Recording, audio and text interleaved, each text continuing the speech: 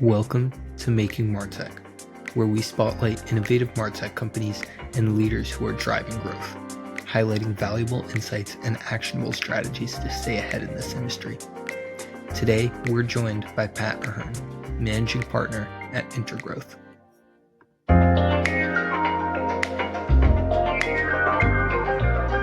My name's Pat Ahern. I'm the managing partner over at Intergrowth, and we are a digital marketing agency that helps B2C brands who see their brand as an asset get more customers from search engines like Google and AI tools like ChatGPT. And you co-founded Intergrowth nearly a decade ago. So can you take us back to the early days? What was the spark that led you to found Intergrowth? What did that journey look like in the early years? Great question. Entrepreneurship has been something I've fallen in love with since I was in high school. Frankly, me probably not being a great employee would be the second thing that comes into play, but Intergrowth specifically really started out when I was working at a previous marketing agency. And what I found is that agency did things very well in a lot of regards. I would say it was a very successful full service marketing agency. They did a lot of different things, but ultimately I saw some opportunities that I really wanted to implement. I saw some things that I thought would be huge improvements for the business, huge improvements for the quality of services we were offering to clients. And so I tried talking to the founder about quite a few of those recommendations. And understandably so, the founder had been running his agency really successfully for a decade. I'm coming in there as like this 20-something-year-old kid who's trying to tell him how to run his business better. Understandably so, the guy was pretty skeptical of a lot of my feedback. And I can't fault him for that. I wouldn't have, trusted some blind 20-something-year-old to share feedback and, just implement everything they said from there. But I ended up meeting my then business partner working at this agency. And after, I would say, 6 months of being there and realizing that, hey, this agency is going in the right direction, but they're not as open to some of the recommendations that we'd really like to see pushed forward, we decided to start our own business. So Dave and I started what was then Junto, now rebranded to Intergrowth 3-4 years ago. Dave actually branched off and started a SaaS business while I stayed focused on the agency side and really narrowed our focus down to SEO and content. But ultimately, Intergrowth started out on a belief of two central concepts. The first is that the freelance economy is the future, which I would say, frankly, doesn't sound that revolutionary now in 2025. I think any business out there would say that they work with freelancers, that they work on, a platform like Upwork, Fiverr, whatever it may be. But at the time, the trend that we saw in the market was so many agencies out there were working with these different platforms that allowed them to hire really great talent across the world, and they would sweep that under the rug. And we never understood that. They'd act as if every person doing the work was all like these employees that were within a 15-minute drive of their office headquarters. To us, we said, no, no, we're not limiting ourselves to that small of a radius. We're finding the best people in the world. We're not focusing on a 15-mile radius. We're focusing on global. We're bringing the best people we can together. We're giving them this platform that they can share their expertise in, and you get to work with the best of these people. So the freelance economy was a huge premise that we built the business on.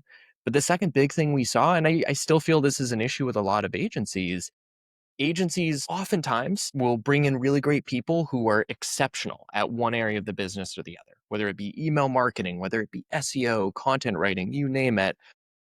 And the trend that many of these agencies experience is they'll bring in these great people and then these people will leave and all of the processes that these people used go out the door with them. And agency services can really suffer if that happens. So we built our business on the belief that what we needed to do was be completely obsessed with process, make sure that we had guardrails in place that every team member needs to operate on, while giving people the freedom to showcase their expertise and giving people the freedom and encouraging them to push back when the process holds them back. So really the two premises that have led us to get to about 30, 35 people today is one, embracing the freelance economy, hiring the best people we can across the world rather than people that are within a 15-minute drive of our office. And two, focusing on process and pushing the team to say that the only way that we're going to be great in the future is if we operate within this framework when it works for us and call the framework out when it doesn't so that we can make it stronger for the future. That's brilliant, man. And fast forwarding to today, what are some of the biggest wins or successes that you've had recently? I think the biggest thing I would say is back in 2018, maybe 2019, we had a business owner named Justin who came to us. At the time, their business had been historically completely reliant on email marketing. And a big part of what they did is they would buy up email lists, they would contact people, and would use this as a tool to drive customer acquisition. They reached out to us shortly after their email had been blacklisted, and ultimately they could not deliver to any of these new email lists. So just like that, they saw their biggest customer acquisition channel go out the window. So we came to them and we started working together on SEO, focusing really heavily on creating the best content on the internet for their target audience and using that as a tool to get customers to their site. So at the time, they were getting about 1,000 people that were coming to their site every month. When we wrapped up our work together, I think it was back in January 2024, they were getting about 30 to 40,000 people coming to their site every month just from search engines like Google. In total, that led to about an 800% growth in lead flow during that time span. And frankly, I would describe them as the industry leaders at this point. So everything that we did there came from A, our team doing exceptional work, and then B, them having a really exceptional team that was able to give great feedback on the content, was able to help us with topic ideation, and I would say really did a lot of the blocking and trusted in us to drive the results that we needed to. SEO, I always say it's a long-term play, and it can be at times really scary to invest in that channel, especially when you're going into it with a team maybe that you haven't worked with before, and they're asking you for 6, 12 months to let them drive results before you're going to start seeing that return. I mean, that's terrifying. Say having someone say, "Hey, pay me for 6 months, pay me for 12 months, and then you'll start seeing the return." But Justin and his team did exactly that, and as a result, their business has really taken over since that time. And I think that's actually a great segue into what are some of the misconceptions that you find that a lot of people have?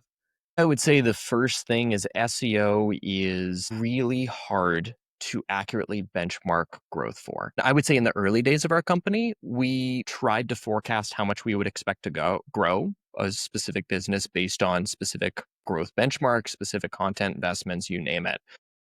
What we found over time is SEO is a great long-term investment, but it's really hard to say exactly how much growth you're going to get and when exactly that timeline is going to come into play. We have general benchmarks. I can say with confidence that the first 3 months of working with a new client, there's going to be next to no growth that comes in terms of business results. Months 4 through 6 is going to be gradual growth. And then months 7 through 12, they're going to get 95% of that growth that they see in that first 12-month span of working with us. So it's going to be this exponential impact that comes into play with SEO.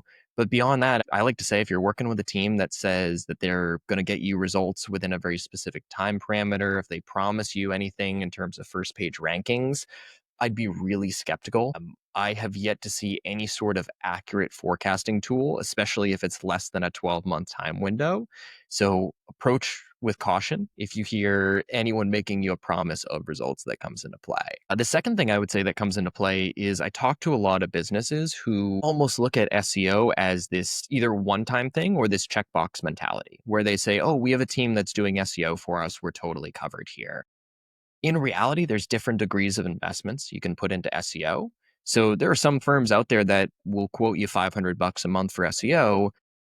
If you just want to check the box, I mean, technically you can do that, but you're probably not going to see anything in terms of results. They're probably going to white label a monthly report from some SEO tool, and maybe they'll set up a monthly reporting call and probably aren't going to do much else beyond that.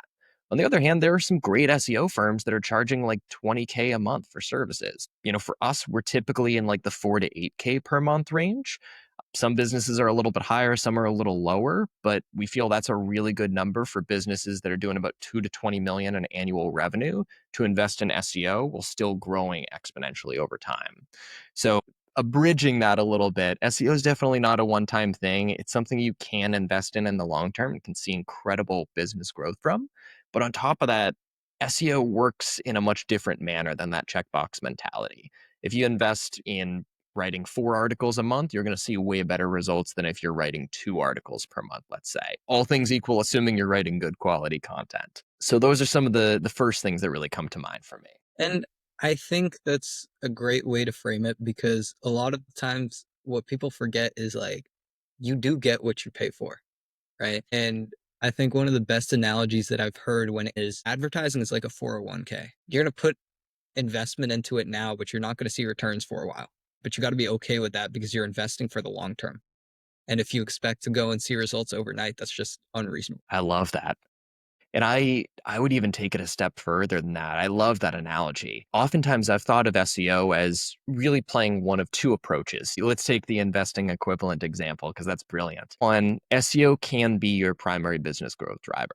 If you invest in creating helpful information for your users that people are looking for online, SEO can very quickly become your number one source of acquiring customers. We see it all the time. I would say most of the clients we work with see SEO as their primary growth driver. The exception is the businesses that invest really heavily in Google ads that are going to see more revenue coming in from a steeper investment in Google ads. So one, SEO can be this primary growth driver that drives compounding growth over time. Two, SEO can be almost more like a dividend play. If you're getting some revenue from SEO, some customer acquisition from SEO today, in many cases, you'll find that if you do some of these smaller SEO projects, you can get, that 5%, 10% revenue lift for a one-time effort. And you may see a 5% growth in revenue from SEO for the next 2 years as a result of that. So if you're looking for almost the smaller scale SEO investments and you're getting some revenue from SEO today, that can be a really great way to look at it as well. I mean, to your point, any form of advertising, you have to be willing to put a little bit of trust into it to say, hey, I'm not going to see this return overnight, but I know that the time window is going to be 60 days, 90 days, or a year, depending on the marketing channel, let's say. And on the flip side, with success, there's always challenges. So, what are some of the biggest challenges you've been facing lately, either with scaling the agency or with client needs evolving? I think there are two really big things that stand out. Attribution from marketing is becoming significantly more challenging by the day. Google Analytics shifted from their universal analytics model to GA4 or Google Analytics 4, which has made it, I would say, even more challenging at times to pull in some of that data. But on top of that, nowadays, you have so many different touch points that customers can find your brand through, whether we look at something like Google Ads, which maybe that's the channel that drives people to actually click on your business from a search engine results page and become a customer. But prior to that, maybe they heard about your brand and maybe they were following you on social media and checking out every other post that you publish for the course of 6 months. Google Ads gets all the credit for that and you pull back on your social media spend. How long is it until you completely lose that customer the next time that they come around altogether because there's no one there to introduce them to the brand? So it is becoming really challenging for like CMOs in particular to understand how are customers getting to their site? How are people getting exposed to the brand? And really, what channels should they be investing the most resources in? The second overarching thing, and this is a massive topic in of itself, is the broad topic of AI and how that is impacting the world of customer acquisition. That I would say very broadly is like the big topic number two that everyone is asking about. And I would argue that every customer acquisition marketer is thinking about and has at the front of their mind. So, with that, can you tell me a bit about how you guys are integrating AI into your business?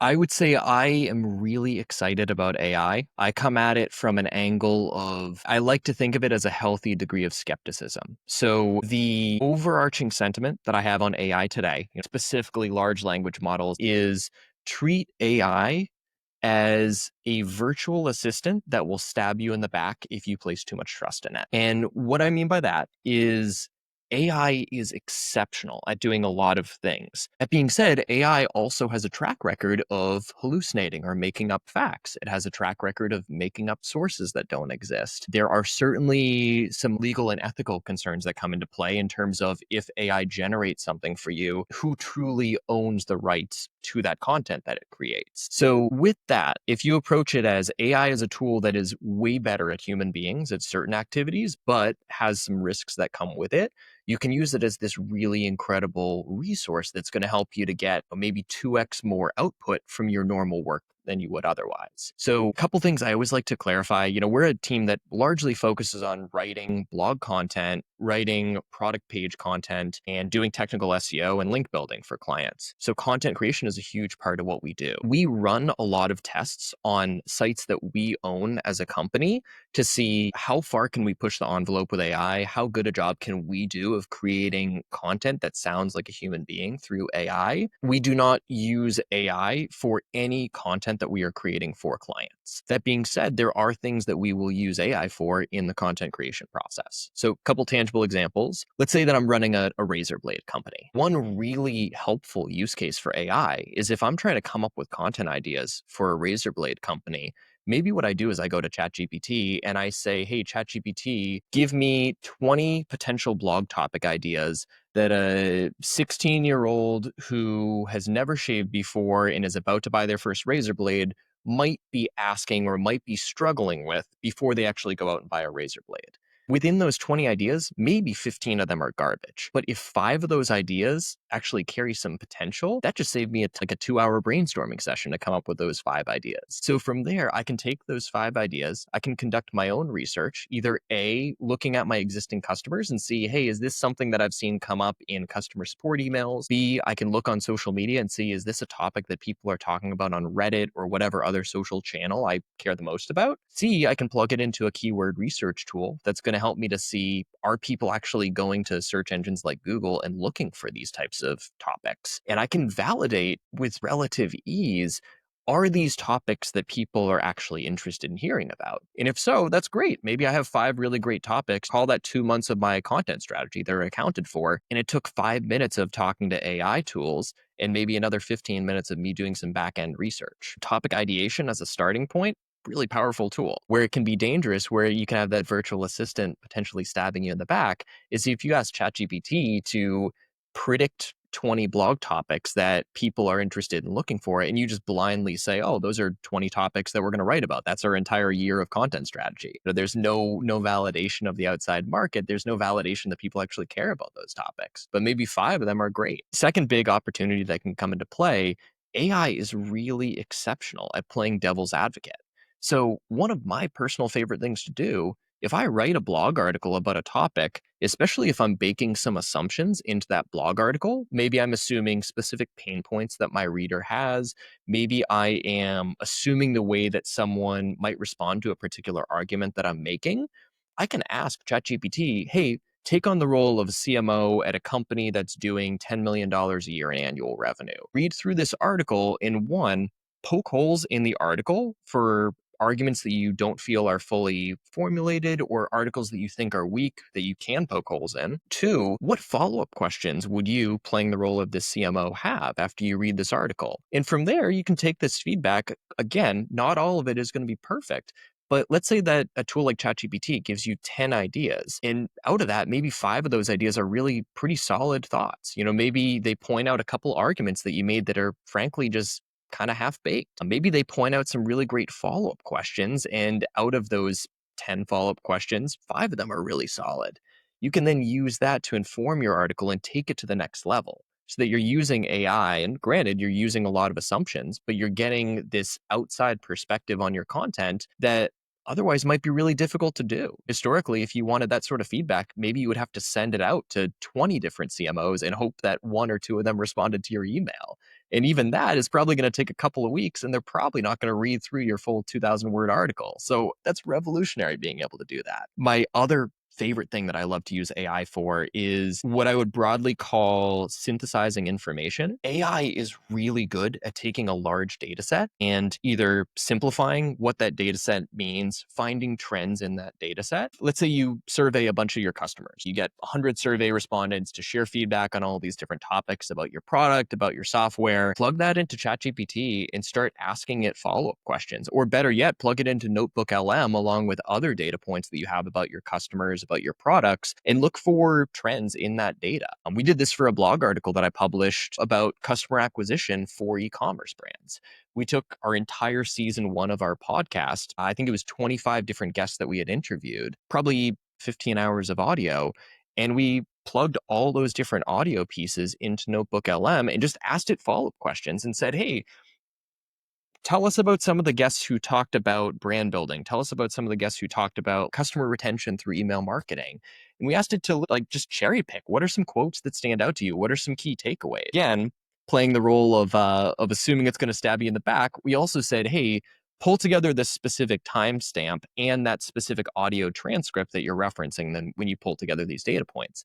Of course, some of them were fabricated. So again, quality assurance checks, make sure that you're not making stuff up. I'll wrap up with that though, but there are so many things that we're using it for on a daily basis. So how are you specifically consolidating those into your business? Because a lot of the times people make the mistake of just following the hype where people are like, okay, yeah, everyone's talking about AI chatbots. I should get an AI chatbot. But it's like, how much traffic do you actually have coming to your website? Like, how useful is that actually going to be for you?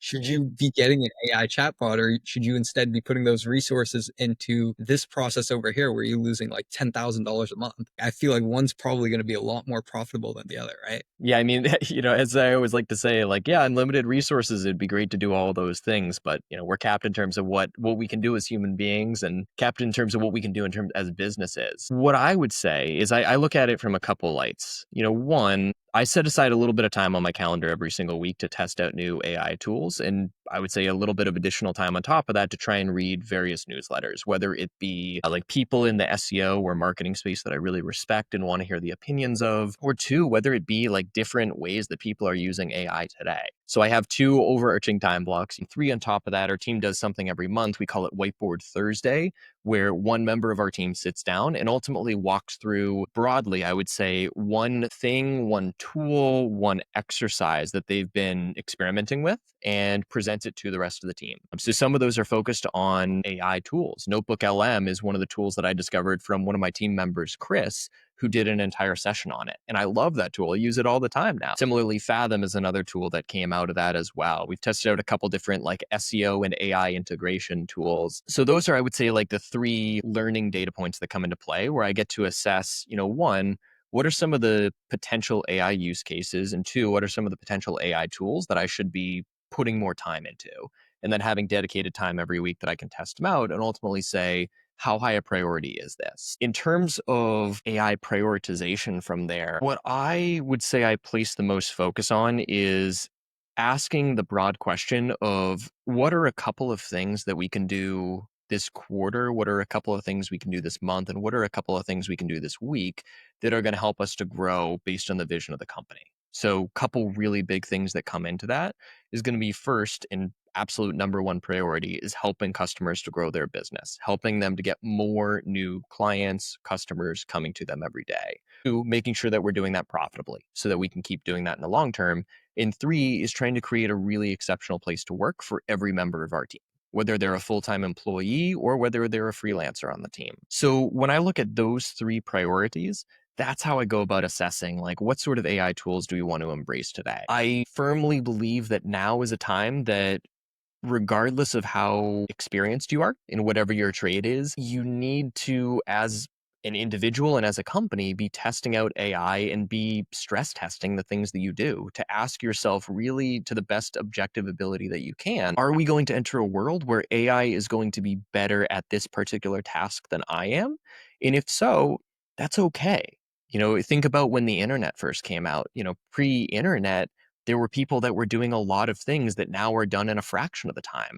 And those people still have jobs today. It's not like the internet took away jobs. If anything, the internet created more jobs. But in the moment, it can be really scary to say this thing that I've become an expert in, AI is better than me at this thing. And I think the best thing I can offer is try to be really objective. Do you see a world where this thing is still done by human beings, or does this become an AI task? And if so, how do I start embracing AI today for this task? And what's the new thing that I focus on beyond? A lot of people are making the mistake right now where they're hearing about AI, but they're jumping on the wave too slow. And then on top of that, there's the whole idea where you have to recognize when you're integrating AI into your business, the way you have to do that is not by integrating AI into your processes, but design processes around the AI. And when you can design processes around the capabilities of the AI, that's when you get a really powerful use case. I think the only thing that I would challenge within what you said there is I agree wholeheartedly with you that if you can build processes around AI, that is ultimately the path to success. I think it's a really important step to start out with that level one of figure out how can you integrate AI into your existing processes. But as you said, like ultimately recognize that that's just step one. And the reason I say start out with that step, start figuring out how can you get AI to take over like 10% of the processes that you're currently doing for like one specific task. If you can start out by doing that, you're going to start learning very quickly where is AI really good and where is it really bad? Where do you need to have a human being versus where should AI be doing this and no one on your team should manually ever do this again? And if you can then do that, that is where I see your recommendation coming into play. Like once you understand this is what AI is good at, this is what it's bad at, then to your point, rebuild those processes and say, okay, here's what humans need to do, but we're going to build this process so that AI is able to do 80% of the heavy lifting. I think about it, and this I would say comes into play with hiring any sort of expert, but let's say specifically with AI. Anyone can, and I would encourage everyone to sit down and start experimenting with AI tools. I think it's going to be really important for future careers, having at least a baseline understanding of how various AI tools work. And that's a continual process. But I talk to, clients about this a lot, and it applies directly to AI as well. If I look at my trade, SEO, content marketing. Anyone can go out and can learn how to do those things. It's not like you have to pay some crazy fee. You don't have to sign up for any of those courses that are out there. You don't have to get a degree to be an SEO expert. You can go out, you can read blog articles. Any of the things that our team is doing on a daily basis, we've probably written one, if not two blog articles about it. Like you can go out, you can read those things and you don't have to pay us. You can do it all on your own. At the same time, though, you're going to spend a lot of hours figuring out how is it that we go about doing those things. We know because we've spent a lot of hours doing those things and then a lot more hours documenting how we do those things. So at the end of the day, like the question I always say to people is any sort of opportunity that you decide to pursue is a question of how do you want to pay for it? Do you want to pay with your time or do you want to pay with your money? And there's pros and cons to each approach. In every single case, you need to assess it and figure out which of the two expenses makes more sense for this particular scenario. The more that your business grows, the more important it is to save your time and spend your money instead. If you're in the early stages of a business, yeah, maybe you have to put in a little bit more time because you don't have money that you can put into it. So I think of it with AI in the same regard, that every business in my eyes should be going out and learning how to do these things, but understand that in order to become an AI expert, it's going to take a lot of time. And maybe that pulls away from opportunities that are on the table. So if you hire an AI expert instead, yeah, it costs more money, but it's going to save you a lot of time of becoming that same AI expert, and you still get a lot of the benefits in a fraction of the time. Exactly. And this isn't something that we want to necessarily gatekeep, but we want to help you do it faster. And it's like, instead of spending 9 months trying to figure out how to do this for this process, we can do it for you in a month. And then we can also train your team so they know how to do this. And now we've saved you 9 months of not just time, but also the money that you were going to put into trying to figure this out. And then you can go and, like you said, direct that to the high leverage stuff that's going to actually go and drive results for your business. And I think when it comes down to any agency, that's how it works. Couldn't agree anymore. I love that. Yeah, honestly, I think this is a great place to leave off. I do have one final question that I ask every single person that comes onto the podcast. So, what's the most overrated piece of advice you've ever encountered? Man, that's a good one. I can think of underrated pieces of advice. I'm totally stumped. All right. Well, I guess in that case, give us something underrated. So, underrated piece of advice, I guess I would call it a song. If you look up Everybody's Free to Wear Sunscreen by Boz Luhrmann, it was based off of like an anonymous opinion piece that was submitted to a newspaper. I think it was in like 1997, maybe for the graduating class of that year. And it's chock full of just really great advice that I listen to at least once every couple of months. And every single sentence in there, I'm reminded of, wow, that is really great to keep in mind. I would say one just individual piece of advice that I'll offer that I think is underrated is the idea of just starting now with whatever it is that you're really excited to work on. And that can be applied in a lot of different ways. It's super vague advice, but, a couple tangible examples. One, if you are picking a general time that you're looking to start a workout regimen, I would say just start today. Start with a set of doing planking and maybe do 10 push-ups. See if you can do 45 seconds of planking, see if you can do 10 push-ups. If you can, that's great. Do the same thing tomorrow and then maybe add 5% onto it until you can't do that, and then stick there for a little while. If you are thinking, hey, I really hate this job that I'm at and I really want to start my own business, start out small. Start out doing it nights and weekends. I did that for the first 6 months of our company. And frankly, it's really exhausting when you do that, but there is no better way in my eyes to start a business than to do it while you have a full paycheck coming in.